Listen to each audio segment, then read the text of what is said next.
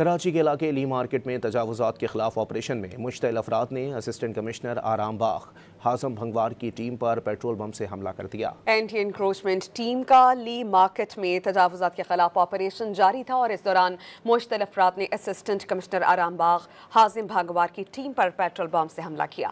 Petrol بم کی وجہ سے آگ بھڑک اٹھی اور واقعے میں خوش قسمتی سے کوئی جانی نقصان نہیں ہوا اور کوئی شخص بھی زخمی نہیں ہوا۔ حکام نے واضح کیا کہ آپریشن کسی صورت نہیں روکا جائے گا۔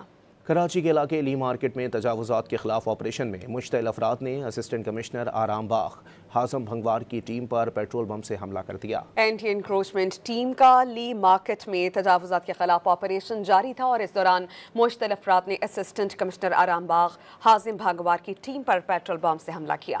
پیٹرول بم کی وجہ سے آگ بھڑک اٹھی اور واقعے میں خوش قسمتی سے کوئی جانی نقصان نہیں ہوا اور کوئی شخص بھی زخمی نہیں ہوا۔ حکام نے واضح کیا کہ آپریشن کسی صورت نہیں روکا جائے گا۔